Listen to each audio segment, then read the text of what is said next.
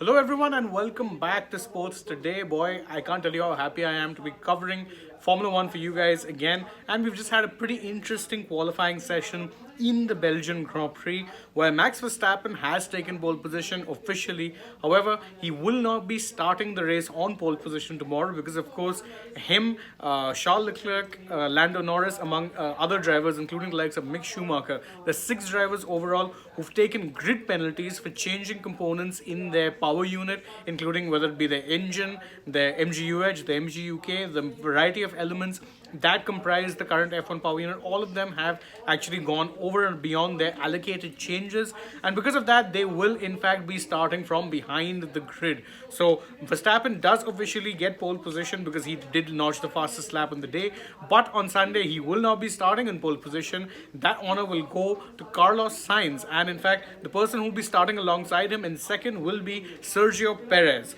Charles Leclerc will be starting in third position, and the likes of Esteban Ocon, who again is another one who's taken a grid penalty. So this grid, as you see it right now, which is Verstappen, Sainz, Perez, Leclerc, Ocon, Alonso, Hamilton, Russell, Albon, and Norris, will look very different tomorrow because a lot of these drivers, Ocon, Norris, Mick Schumacher, in fact, even Verstappen, Leclerc, and of course Lando Norris, as I had mentioned, and of course Charles Leclerc.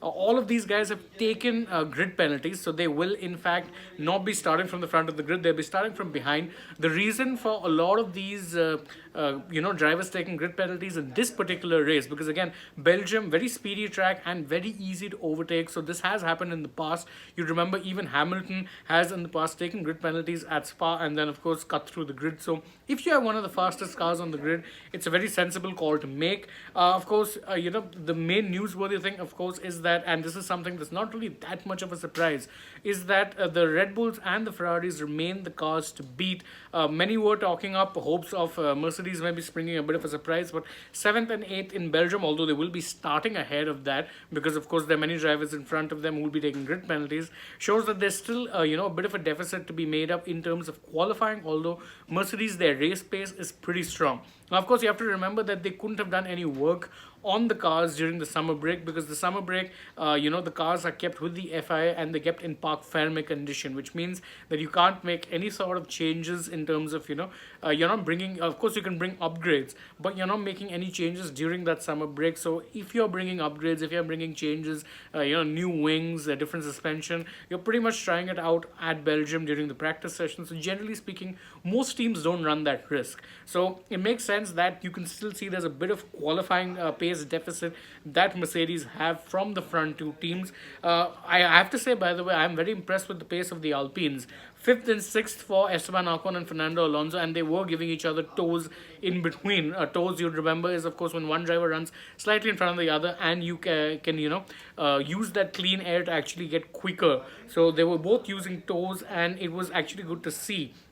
However, teams that will obviously not be as happy with how things have gone, I would say that McLaren would be among those. Lando Norris could only finish 10th. In fact, he starts behind Alex Albon of the Williams, who, Albon, by the way, it's his first time that he will actually be in Q3 this year. So, 9th in a Williams, not bad at all, considering his teammate could only manage P17. Obviously, McLaren will be a bit disappointed because there's Norris in 10th and Ricciardo in 11th. But beyond that, I think even, there would be other teams like Alfa Romeo. I had talked them up in my preview. If you had seen that, I did say that they've looked decent a lot. Guan Yu Zhou only in 13, Valtteri Bottas starting 20th, although I think he'll be starting, a little less ahead behind that, but we'll see about that. Another other team which continues to struggle, Alpha Tauri. Pierre Gasly could only get 12th, and Yuki Tsunoda could only get P17, so that was a bit unfortunate for them too. But another team that, of course, continued their struggles, Aston Martin, nowhere near. I mean, Sebastian Vettel got knocked out in Q1. Lance Stroll got knocked out in Q2. The Haas's also, by the way, looked very off pace. Mick Schumacher could only get P15. Kevin Magnussen only managing a P18. So at this point, this part of the season, you can definitely see that there's a bit of a, homologation of the top five that's pretty clear. So, of course, you have Red Bull, Ferrari, not necessarily in that order, depending on where they are finishing in the race.